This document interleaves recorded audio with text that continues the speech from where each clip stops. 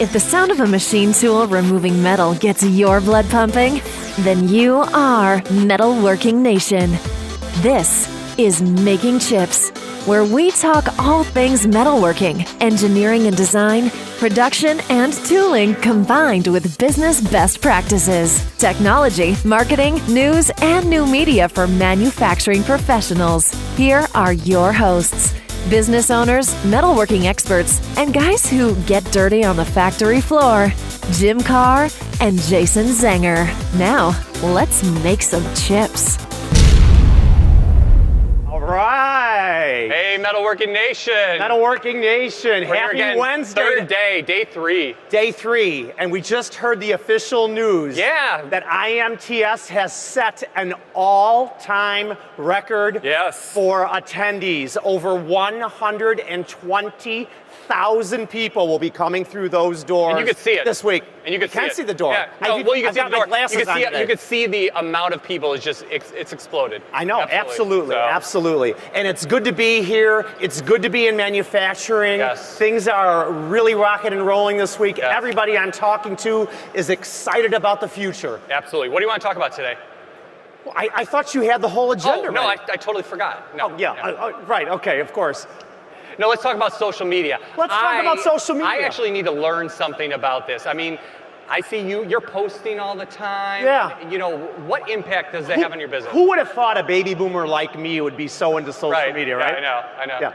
Yeah. But no, I like it. I think about 7 years ago, I started using it for my machine shop, and I really thought it was an impactful way for me to share what I'm doing in my shop and showcasing the parts that I do. And it just creates a great brand awareness and really elevates the brand. Absolutely. And we've got 3 great guests that are going to teach us something about social media. We do. We do? Absolutely. Yes. They're pretty prominent in the industry. Absolutely. So you want to bring them up? I will. Let's do it. Let me take that.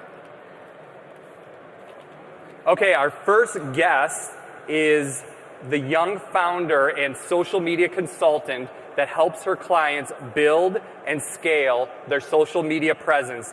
She has a proven track record building an online audience for diverse brands in many different industries. Her name is Aisha Rasul from SociStory. Aisha. Better go get your page. And our second guest of today, our next guest has built a massive following on Instagram with over 130,000 strong and growing. How do you think he did it, Jason? I don't know. We're going to find out. Well, he did it by sharing amazing and inspiring content from the world of manufacturing. He's showing off how cool machining can be while building a tribe around a shared passion for precision craftsmanship and metalworking technology. All the way from Austin, Texas. Please help me welcome to the Making Chips main stage, Koepnick from BadAssMachinists. Okay, and our final guest has worked in the e-commerce and marketing field since 1999. He joined MariTool in 2007 as helped them to excel as a leading online source for tool holders and machine tool accessories. A lot of what we see out here at IMTS. Absolutely. In 2014, Tom began MariTool's Instagram account by providing engaging and creative photos and videos specific for the manufacturing industry, and they have grown to over 13,500 followers. He's the VP of Operations at MariTool. Please welcome Tom Fetcho. Hey, Tom. Hey. Welcome, bud. Thanks, thank you. So, Corey, we're going to start with you. Oh, how was that flight from Austin? Yeah. When did you get in? I got in yesterday about 4:30. Flight wasn't bad. Traffic here. Nice. Chicago traffic. Chicago. It's not like Texas traffic. Yep. So you've grown your Instagram following to 130,000. Why did you start BadAssMachinists? How have you realized that growth? What is it all about? Well, I started BadAssMachinists which I shortened down to BAM, which I know you guys use. I started it about 5 years ago, And when I started it, I wanted to follow a page that I could relate to, and there really wasn't anything out there for machining. So I started this page, and I wanted to kind of bring the big guys together at first. There's guys like Kamal, Calpay online. He's a machinist out in California. Mari's a guy that I had been following for a while. And I wanted to bring all these guys together and start showing their content. And started doing that, and it took off, and I started getting videos from a lot of other machinists around the world. I mean, in Europe and China and Japan, everywhere. So I started posting that up, and it grew rapidly. So, and I think it's brought a level of education to people, because for me, I've learned a lot from it, just from the fact that you see things that you wouldn't normally think about. And, machining, there's a million ways to make a part, right? Some better than others. But it kind of shows me and everyone else that follows different ways to make things. So I think it's educated a lot of people. That's great. So it started out as about the community. Sure. Yep. Yeah, kind of like how we started making showcasing machine parts, right? Yeah. Because they are beautiful, and that was the whole impetus between what I wanted to do. I wanted to showcase these beautiful parts that were being made in my shop, and I thought, what a great platform to do that on. Right. And it gets people's eyes on your company. It raises your brand awareness, and hey, it's free. Yeah. There's no charge for it, right? And I have seen some operations on Badass Machinists that I'm like, wow, that is amazing. And you do a great job of really bringing that to that one platform. So Aisha, what is the first thing a manufacturing company can do to get started with a social presence? And go ahead. I think the first thing to do is really take a pause before you look at all of the social media sites and overwhelm yourself with where you need to be and what content you have to create, what staff you have to put together, and step back and say, what are my business goals? Why am I starting social media? Am I looking to use social media to grow more customers? Am I looking to use social media to strengthen the value that I'm providing to my current customers? Is it for recruiting needs? And ask these sort of larger questions about how it plugs into the overall business goals before you burden yourself with thinking about being in too many places at once. From there, you get into, I need to look at LinkedIn because I'm looking at recruiting industry leaders and thought leadership and managing groups, or I need to go into Instagram because I'm showcasing my product and I have lots of videos and content I can leverage because I have a more aesthetic profile with what I'm managing. You start to make the decisions of where you belong. Right. So you mentioned the word video, and I might be going a little off topic, as I typically do, but video is quite dynamic nowadays. How has the change in showcasing a static picture to showcasing a video, does it improve your hits and engagement? Yeah, because all these social platforms, that's what they're really promoting right now, is the video. It's all about video. Yeah, I mean, Corey, you're doing tons of video. Yeah. And what is the length? I mean, we don't want a 2-minute video, right? Yeah, and often shorter the better. I hear a rule of thumb, 30 seconds often, and based on what I see, that tends to be the higher engagement rates. Here and there you might have live videos, you're streaming a show, you're on Facebook Live or Instagram, and that's valuable as people are tuning in. Oftentimes as an after action, you're looking to repurpose content, and you can then shave from that and do pieces and create, Instagram takeovers, for example, on the story, where you're repurposing that content as often as possible. The cool thing is, because video is becoming so important and carries much higher engagement rates, a lot of the platforms are starting to cater to that. So you have, on Instagram, there are other apps like Boomerang, for instance, where the video is sort of in a repeat motion, and it's really small snippet, almost like a glorified GIF. as an example. Okay. So you have these easy tools. Explain what a GIF is, Aisha. So that would be. Because a lot of people may not know what a GIF is. So a GIF is when you have still images that are repeating to create a sort of video appeal versus an actual video that's repeating itself or ongoing. So there's lots of fun tools out there where you don't have to be a serious videographer to go out, and you can pick up your phone and look like a real professional. I think it's better to be authentic, probably. Absolutely. Absolutely. And Tom, you're an operations guy. Yeah. And you just landed on the social media platform. Yeah. What was the impetus behind this? I mean, how did you grow from being an operations guy? Now you're a social media marketing guy, right? Yeah, I was always into like digital. I went to school for graphic design and web design and that kind of stuff. So for me, it was kind of natural to do that.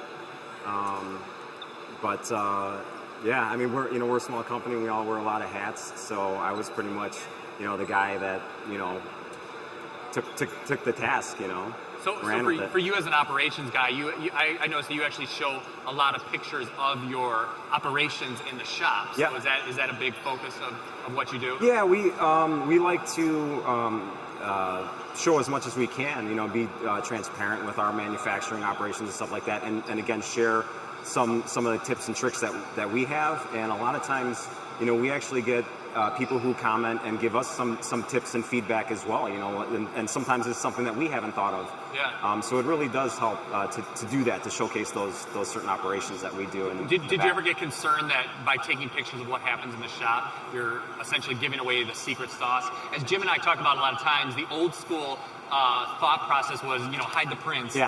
turn them over, and you're taking videos of how I make this particular product. Was there, And I can add to that. So when I started doing videos of precision machining in my shop, my old school machinists were saying, can't do that. "Don't You do can't do that. that. You Don't can't do do that. You're that." giving away You're giving Yeah. away." I'm like, listen, they're going to figure it out anyway. Right. And I'm not writing the program for them. I'm just showing the metal getting cut, and the excitement about making that precision part. Right. Yeah. So what's your thoughts? Exactly. We were a little concerned about that in the beginning, and maybe a little cautious about that, but there's really not too many secrets that we have, and we always make sure that anything that we're showing is something that is okay. I always check and make sure that it's something that's okay, but there really isn't too much that we have to hide. There are some certain setups that, obviously we spent a lot of years perfecting our manufacturing operations, so we can't just give those ideas away. But it's something we were concerned about. You're giving one step in the process. If they can put it together. Do you have any thoughts on that, Corey? Yeah, I'll kind of add to that because that's kind of how I started. I'm from a firearms background. From a what background? Firearms. Okay. So machining weapons, and that's kind of where I started. I was machining handguards, and I was like, man, this is so cool. I got to post it up, and no one was really doing it. And I can't tell you how many times I got in trouble for posting it up, but I noticed people were like, man, I'd rather see that. And to me, it was cooler than the actual guns themselves, the process of making them. And I think people caught on to that as well. So to answer that, it started out that way, where it wasn't a good thing. So I have a question about, there's so many different platforms now. We've got Facebook, we've got Instagram, we've got LinkedIn, we've got Snapchat even. Can we kind of explain and break down the different platforms? Obviously, Corey, you're really relevant on Instagram. That's probably the platform for BadAssMachinists.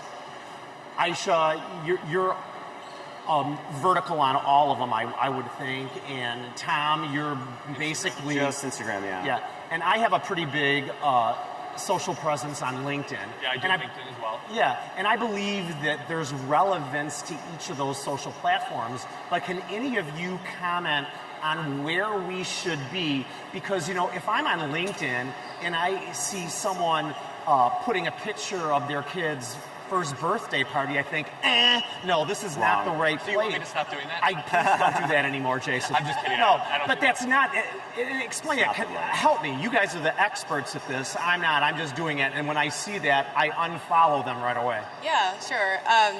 I would say if we had this conversation a year ago, it would roll off quickly that the three usual suspects is Facebook, Twitter, and LinkedIn, especially when you're talking to B2B space as a general. And they all have their own unique appeal for the types of content you're sharing. LinkedIn, again, tends to be very professional, a lot of industry thought leadership, what's going on with the company, product news and releases, whereas Facebook tends to be more human beside the brand, inside of the brand. Culture. Lifestyle, culture. Yep. Similar to Instagram, where you can show more of that lifestyle culture content that tends to do better, along in general with very aesthetic content. It's all about photography and looking good. Twitter, on the other hand, continues to be the platform where you're releasing very small tidbits of content.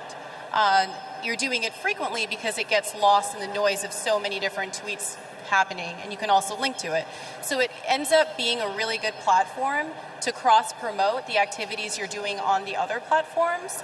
And as a general rule, if you're on Twitter to manage a business brand, it's really cool because you can link back and you can continue to re-promote content you're spending a lot of time putting together. I mean, let's really think about B2B and manufacturing. It's about showing your expertise. So oftentimes you're spending, a lot of time putting together blog content, article content, white paper, video content, and you get it out on the platforms and it's gone in a couple of days. Well, where's your opportunity to make sure the person that didn't check it at 10 in the morning or noon saw it? What if they're the Twitter user, which oftentimes is true, that's checking Twitter late night when they're unwinding from their day? So it's a really cool opportunity to cross-promote your content again and again without feeling like you're oversaturating the same news for one person. And what about for you two? Do you feel like you just really want to focus on that one platform? Do you think that makes a difference for you? Yeah, we kind of made the decision to stick with Instagram. Obviously I'm aware of Facebook and LinkedIn and all those, but Instagram really seemed to be the best platform for us to reach our audience. And why is that? It just seems like the community that we're a part of, it seems like there's a lot more going on Instagram, and it seems a lot easier. I think it kind of came pretty naturally to use Instagram. It wasn't very difficult to figure out. And also, it doesn't take a lot of time. It's really, you post up some pictures, you have some good content, and you actually interact with some people. But it's not very time consuming. But yeah, it just seemed to be the best. Again, just for our audience, it seemed to be like the most natural fit versus Facebook or LinkedIn or Twitter. Sure. What about you, Corey? For me, I chose Instagram over Facebook just for the fact that it's not as messy. Facebook tends to get pretty messy. You see a lot of things you don't want to see, and it's not by choice. Whereas Instagram, you choose who you follow, and that's the content you see. If I want to follow a machinist page, I'm going to see machining stuff. If I follow Frenchies, I'm going to see Frenchies all day long. So for me, Instagram has been a better avenue to go. Also, for what I do, so I do the BadAssMachinists, and then I own a firearms company called Aeronax. With the firearms, my business is 100% ran on Instagram. So, really? So every sell I make, everything I do is from Instagram. Every connection I've made outside of that, contract work, it all came from that spot.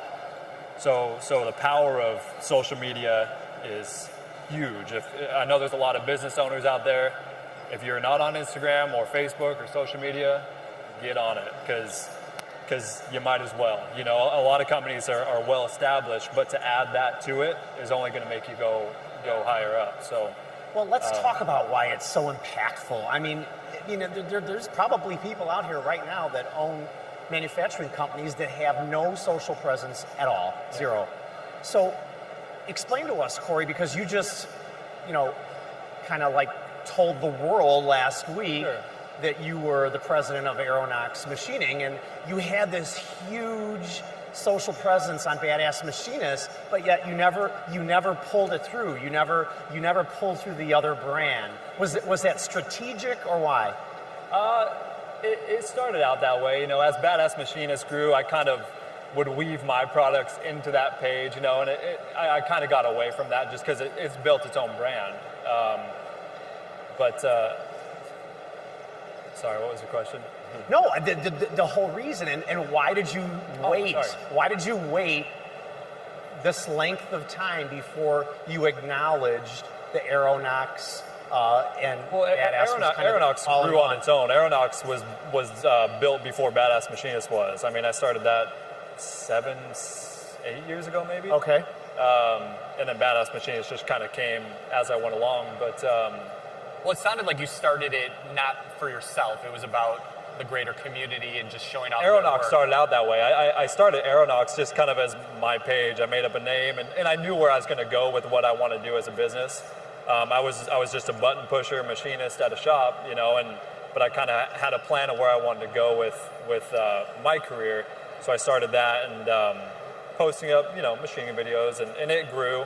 And then I started designing my own products, and it slowly kept growing. And I think we're up to 60,000 with Aeronox as well. So it's built a name in the firearms community. But if you're just starting out, if you to start your account, I know a lot of you probably don't have it, but it takes time. I mean, it's one of those things where you have to make a commitment to it. You really do, and it's not huge though. I mean, I jump on BadAssMachinists probably 20 minutes a day, honestly, and I'll see what's out there. I'll see what people sent me. I'll throw it out there, get them some recognition. It's really just a platform for other people. But to start out, it seems daunting, but get it started, start putting out content of what you do, try to put out cool stuff, and it'll slowly build, and you'll learn what people like and what people don't, and you can build on that. So, but you just got to get started now. If you haven't already, you need to go. So let's talk about starting up, because I think there's a lot of manufacturing leaders out there that really they just don't know where to start. So I want to talk about a couple terms that people throw around. People talk about hashtagging. Yeah, I'm talking about terms. Okay. We talk about hashtagging and then tagging people and stuff. Somebody break that down for the metalworking nation, for those manufacturing leaders that are just like, I don't get the whole hashtag thing. And the importance of it. And the importance of it. Aisha, why don't you jump in on that one? Sure. So and then I want to hear your guys' perspective as more practitioners on that side. Yeah. I think it actually connects really well to the question you were asking before in terms of which networks do you belong on based on what your goals are. And there's two different ways when you look at social media. Are you going to go in organic and not apply any sort of ad spend where you're minimally promoting your post and putting dollars behind it? Or are you doing the ad spend? And for the most part, if you're going in for the first time, you're not at a level to start to think about significant ad spend or boosting strategy. You're just starting to put together your content and to build a network. And when you're doing that, which is the organic approach, using hashtags get you more exposure. Right. Especially as it seems that the three of us agree Instagram's probably at present our favorite, if we had to call it a favorite network. Of course, they all have their different reasons for strategy, but Instagram is heavily used with hashtags. And that's because every time you use a hashtag, you're reaching out to somebody that is querying potentially that specific hashtag. So in effect, you're reaching out to somebody that is vested in your specific topic. Okay, I have one quick question. I read somewhere that you should not have more than 11 hashtags in your post. Is that a magical number, 11? That's the magical number, right? If you exceed 11, you're doing yourself a disservice, and that's where you're getting the optimum is 11. You're smiling. I love this. So is Corey. I love this question because no, it's 11. Sure, it's 11. I'm positive it's 11. And these guys are smiling. So I love this question please. Because it comes up pretty often. I've had clients that say, oh my goodness, there's so many hashtags, my message is getting lost in this hashtag noise. And there's tactics you can take to separate the content, the dot, or they say if you add the hashtags into the comment and not your actual post, it may play with the algorithm not so favorably. So you kind of have to do a little bit of analytics on your side to see what really plays the best. In general, I find if you're between 11 and 30, and yes, they said 30. Oh, 11 and That 30? 11 and 30. It depends on Oh, how 11 and strategic you're 30. being Okay. with that post. So if you're doing a post where 30 hashtags, and it's an extreme example, and it's probably not every post you do, but it's relevant for that specific post, you're fine.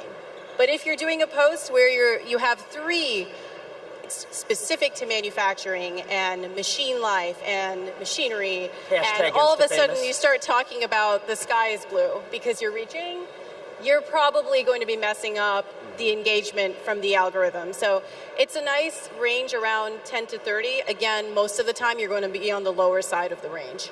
Okay. What do you think, Tom? Well, I'll give a little tip too on how we picked our hashtags.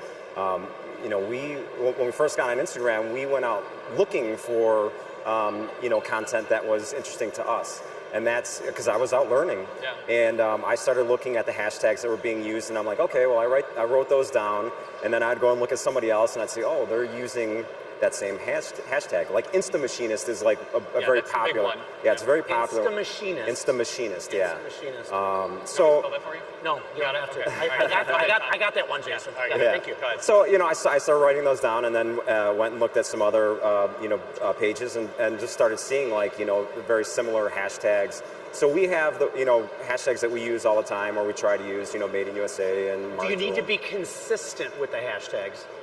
Can you? Does it make any difference at all? I think not.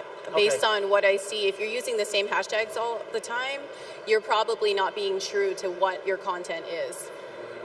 And You're if you're shaking your posting the same content all of the time, Yeah. then you're Didn't probably mean to not cut growing you any off. No, no, audience. no. We'll go back to you. Yeah. Corey's shaking his head yes. Hashtags to me, I started out using them a lot. I would do that Insta-Machinist, Yeah. Machinist, CNC. Yeah.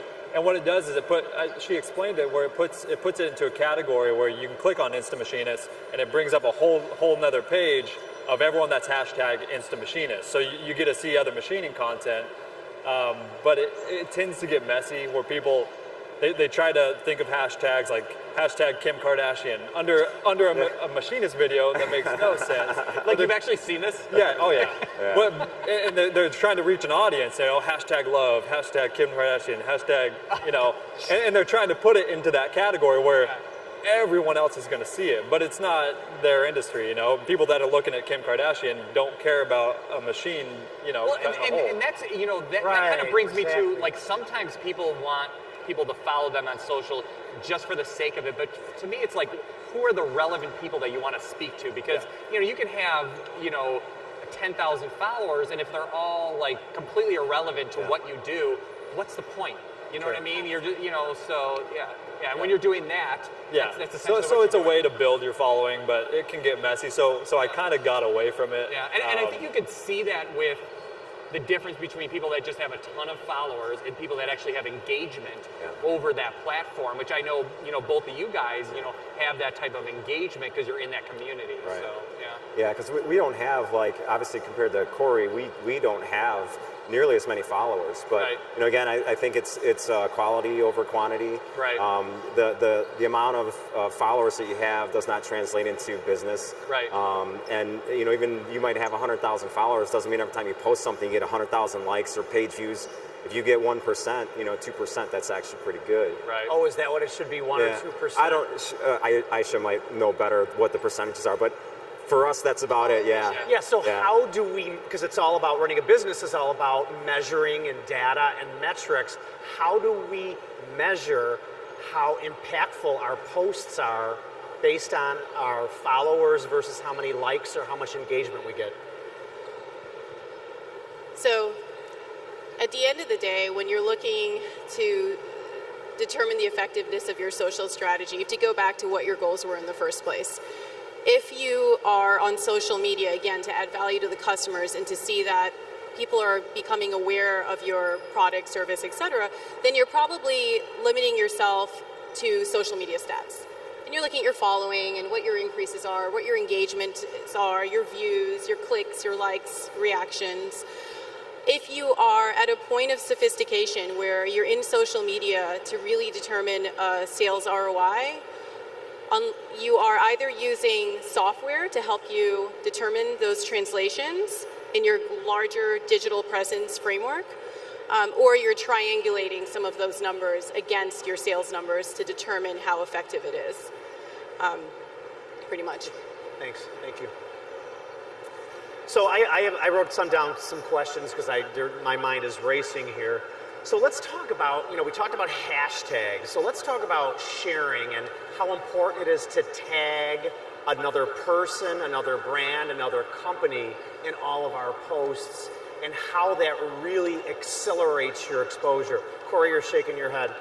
That's huge for me, because I can't tell you how many times I've had a video that I've made taken by someone else, and they put their logo on it and don't tag. They kind of take it as their own, and it's a no-no. And most people they'll catch on pretty quick. But it's important to give people the credit, that they deserve. If someone's made a great product and I post it up, I want people to know about it, or if someone's made a great video or showed a cool technique of machining, I want people to know about it. And that's what the page was built on, and that's what it continues to build as. And it's pretty cool. I mean, you'll see a guy with 200 followers, he'll make a cool video, I'll post it up, and that video, it'll get 150,000 views, in 2 days. And I get to see all the analytics of that video, and it'll reach 2 million plus people, that one video. So, and then that guy's following obviously goes up. So everyone kind of helps everyone, I get the content, I put it up, he gets the recognition, and some people learn, It's an educational thing, and I want to build on that. That's great. So I would tell you an interesting case that happened with a past client of mine. It was a celebrity account. So it was a business owned by celebrities. And a business owned by celebrities. Okay. And we did not have the issue of growing followers. We had celebrities to use as influencers. So the numbers were skyrocketing. And in fact, we arrived at near 160,000 or so on Instagram specifically. What was interesting when we checked the analytics is as the following was skyrocketing, the return and the actual sales translation, the conversion, wasn't happening on the same level. And this actually kind of connects the last few discussion points, because as the numbers are growing and you're looking, all right, what's the return? Here's this pretty number that we think means something. And you realize, all right, there's a conversion problem. So what's the experience once they're following the account? Why are they here? Where are they going? And you have to look at, well, how did they get here in the first place? What was your targeting strategy? Right, what hashtags were you using as an example? To really determine that you're reaching the right audience for it to translate to anything. And the question you're asking about tagging people is where this particular client started to see success.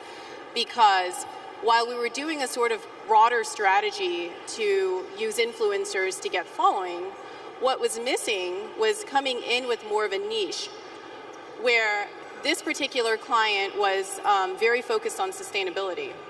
So we started doing some really specific sustainability campaigns. A really fun one was Earth Day, where for the month of Earth Day, we came out with a campaign for individuals to participate in a fun Earth Day sustainability related activity and tag a friend. And in tagging the friend on Instagram, no funds spent on advertisement, it organically arrived at an audience that resonated with the brand and mattered to the brand because it was specific to this sustainability campaign. So it's really powerful when you think about the time spending in putting together a campaign that makes sense to your target audience can be the return that you're looking for that's not at all apparent in the larger following you may have been already gathering. And that just goes back to know what your objectives are when you're going into it. Like, are you trying to create a community? Are you trying to, produce sales? And really, you need to track that. What's my objectives and what's my scorecard? And I think changing your strategy is smart if you're not achieving whatever you're trying to achieve. So let's talk a little bit about the lesser known platforms like Snapchat and Pinterest. How can, or should we avoid those platforms being manufacturing owners? Is there any relevancy for us to be on those platforms. Hey, have you guys, either you two, have you even thought about it? Probably not even. What was the platform? Snapchat or okay. Pinterest. Sorry, I didn't So those are, I know that, yeah. Snapchat, Pinterest, I know a lot of people are using it to sell retail, but is there relevancy to, as a manufacturer, to be on those particular platforms? And if you say no, we'll move on to the next question. But I mean, because those are really huge social platforms out there. I'm not sure BadAssMachinists really fits on Pinterest. Well, I don't know, but I gotta ask the question. It doesn't right? seem like it fits there. I don't know.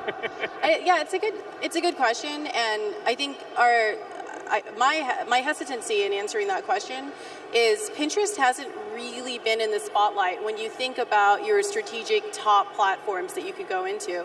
It doesn't mean it's not going to remain out of the spotlight. In fact, they're doing a lot more investment in how they're catering to businesses and advertisement. When I think about Pinterest, I think of a very visual platform like Instagram. So if I was dabbling and looking for reaching a larger audience, Instagram's going to have that larger following.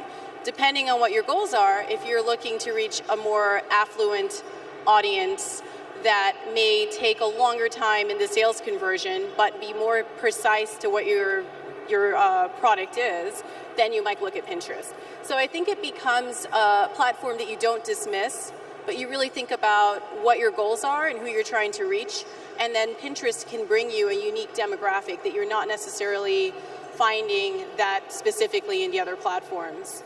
Well, the one thing that I have noticed is that I don't know much about Pinterest, but I do notice that they get some credibility from the Google search algorithms as far as images go, whereas I don't think Instagram gets that same thing. So there is some cross there. You're right, that the is, linking is huge. Yeah. So I have another great question that we've talked about many, many, many times. I know what you're going to ask. So I'm pretty relevant on LinkedIn. That's probably my go-to platform for social. And Jason and I always talk about when you get that connection request. Right, because we get a lot of connection on LinkedIn specifically. We're not Should big on you Instagram. accept it or not? And our good friend Julie always says, don't do it. And I say, yeah, why not? Because the way I look at it is if that connection can bring my brand any awareness in some capacity, if they like one of my posts, I don't have to know that person, but if they like one of my posts, it goes up onto their news feed, and it's just the domino effect, right? So let's talk about accepting connections from strangers, pretty much. What are the rules, or are there any? Well, I would say that Corey probably doesn't know all 130,000 of the people that maybe like 100,000 of them or something, right? Yeah. That I follow? Yeah. Well, he doesn't have to accept them. I mean, you can block your people. Well, I guess we're specifically talking about LinkedIn. LinkedIn. LinkedIn. Instagram's a little different, where Instagram you don't accept people unless you're private. You just follow what you want to see. Right. So it's a little different. Yeah, they're truly following you as opposed to making that one-on-one connection with you like on LinkedIn. Yeah. And the reason I like it is because if that person in California makes that connection with me and then happens to see one of my posts, they like it, I have engagement, it goes up onto their news feed. And somebody that's a second connection to me likes that post or connects with me, I'm just growing my brand. So I tend to use LinkedIn like you on a personal basis. If people are wanting to connect with me, it's a potential sales lead or another connection into a different contact. So from a personal standpoint, I pretty open to accepting. Now, at the end of the day, just like any other platform, if you realize suddenly your majority of your following is not strategically aligned with what you're doing, probably need to kind of reconsider your approach there. But outside of personal, if you look at LinkedIn from a business standpoint, the following function is going to be like the other platforms where it's public. So you're not really able to tell someone not to follow you unless, as Corey mentioned, you're on Instagram with a private account. But chances are if you're on Instagram for business, you're going to be in a public account because you want it. So in general, it tends to be let them follow you.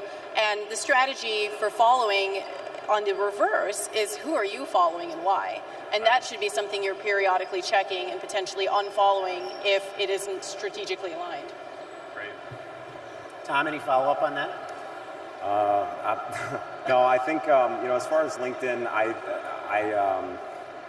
guess I'll look at see like who it is that's making the request, and if they're in the same industry, or if maybe they're connected to somebody that I'm connected to. Obviously, that could be the reason why they're making the request. But I'm not too picky. I'll accept people. Sometimes that bites you because immediately you'll get some sort of like advertisement, or they try to sell you something, or they try and do something. So. But there's no harm in that. There's nothing there is no harm. We're all trying to sell something. Yeah, right? of course. Everybody's trying to sell something. It's really kind of funny. So when somebody sends me a LinkedIn connection and I click yes and I count, I literally count. Yeah. How long? And I'm like, within 5 minutes, I'm going to get a direct message from them, and they're going to try and be selling. Yeah. Yeah. And I don't even start that engagement because I figure they're doing it all wrong anyway. So, Yeah. I'm just going to avoid that. They lost your but maybe they can help me in the future. That's Sure. the way I look at Exactly. it. I feel the same way. Yeah.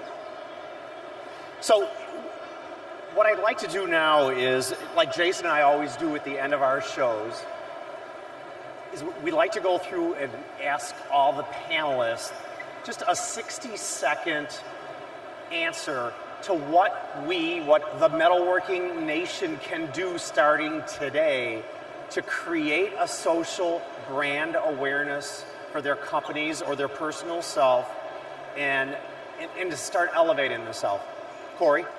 For me, I would just say, if you're a business out there and you're not on social media, get started. Like I said earlier, just get started, start posting up, what your business is about, and start growing it from there. I mean, not much more can be said about it. I mean, it's a powerful tool, and if you're not using it, it's free. That's the biggest thing, is you can start generating money off a free tool. You pay a lot of money for a billboard, and you're going to get a certain amount of cars that drive by it. Instagram's free, and you're going to reach, when I post something up, I'll reach 2 million people immediately. So, and that was built over time, but I started at a point, when no one else really did, and now it's grown, and you can do the same thing. Corey, has it brought Aeronox business? Say again? Has it brought Aeronox business? Oh, for sure. Okay, Yeah. So that was the end goal, right? Absolutely. Okay, Yeah. absolutely. Oh, yeah. Aeronox is completely ran off social media. It brings him all his business, Yeah. which is amazing. Everything. Yeah. How about Aisha? How about you? Well, the very first thing, if you don't have a social media presence, is go out and secure your name across the platforms you think you're going to be using. Oh. That name, at the end of the day, that's what you're going to be marketing with across the platforms.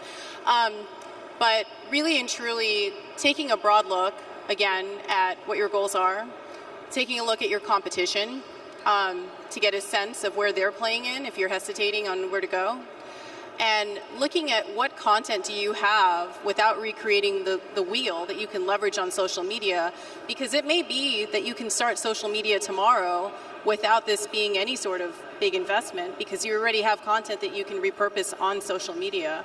And that's a really simple step, to just get out there and start sharing that content without starting to think about how am I going to network, how am I going to amplify the content.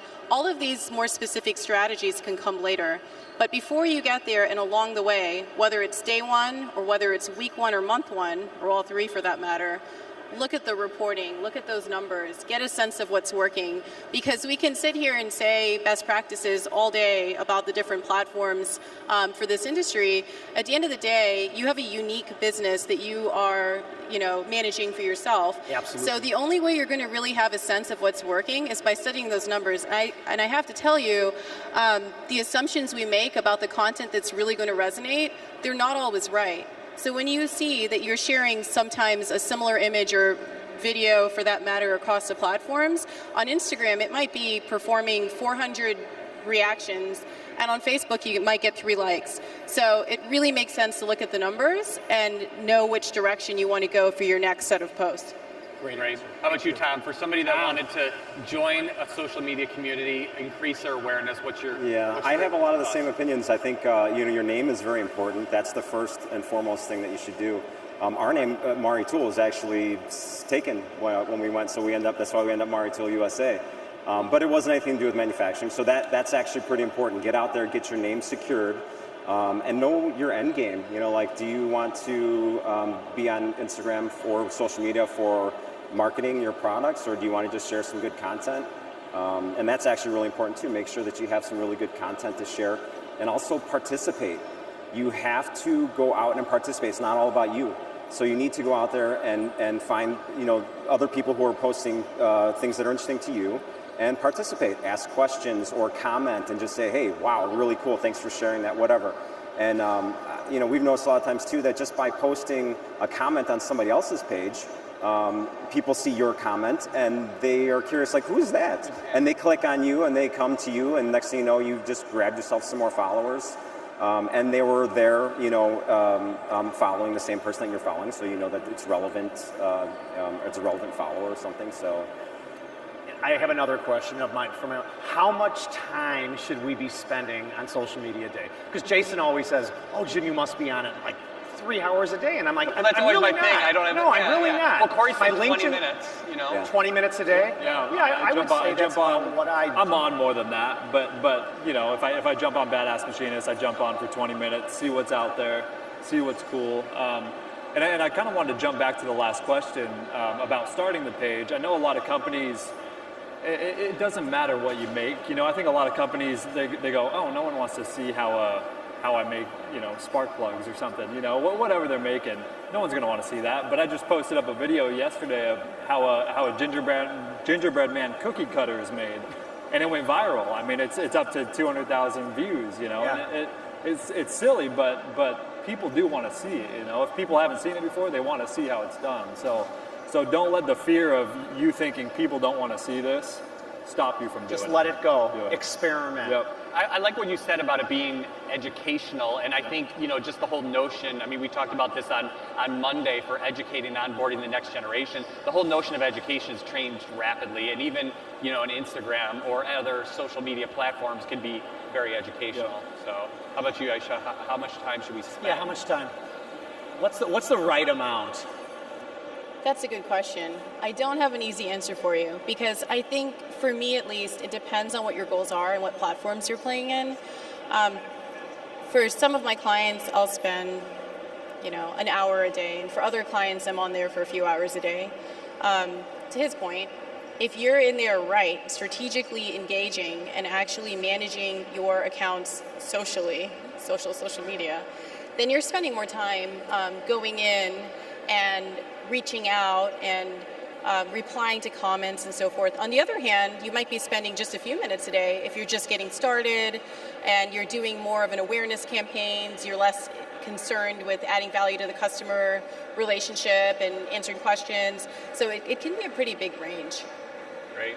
How about you, Tom? How much time? How much time, Tom? As far as managing our account and like posting and stuff like that, we don't spend very much time. I think, like Corey says, 20 minutes or something like that. It's really, I'm always out there looking for something interesting. Sometimes I'll be walking in the warehouse and I'll see something that catches my eye, and maybe somebody else didn't see that, but I snap a picture, and next thing you know, we get a good, fair amount of likes or whatever from that. So, but as far as our participation. Frank and I are always on Instagram, just kind of looking at what's going on, and sometimes we'll comment or share some other information or whatever. But I think 20 minutes, as far as you managing your own, I think that's a good amount of time. I think I can handle 20 minutes. I think you can. I think you really. Maybe I should jump in. So we're ready. So I learned something for sure. I want to know if you learned something. I definitely learned something. But not, I know where they're coming from. What it did for me today is it honed my skills just a little bit better. Sure. Yeah. And I think that's what some things that you're doing. Absolutely. Yeah. Absolutely. So should we stand up and tell everybody the good news about the t-shirts? Yeah, absolutely. Go ahead. So our good We're friend gonna hashtag here is that, going to be right? standing right here. He's got free MakingChips t-shirts to everybody. But the only caveat is to get one of these t-shirts, and we won't hold you to it, but what we'd like you to do is we don't have all that many t-shirts, is we'd like you to put the t-shirt on and hashtag Metalworking Nation. That's our hashtag, right? Well, That's the Making Chips I don't hashtag. necessarily know that we own it, but Do we own it? we definitely like to use it because that's what it's all about, because Yep. we are a community of metalworking professionals. Community of manufacturing Yeah. leaders. Absolutely. And if you're not making chips, You're not making money. bam! Metalworking Nation, listen up. Manufacturing is challenging. You need to think differently. The day-to-day whirlwind of urgencies, the pressure to grow, customer demands, workforce development, new machine tools and robots, the list goes on and on. It is possible to stay ahead of the game of manufacturing, but you can't do it alone. We're here to give you access to exclusive content from other leaders, as well as videos, blogs, show notes, and more resources designed to equip and inspire you on making chips.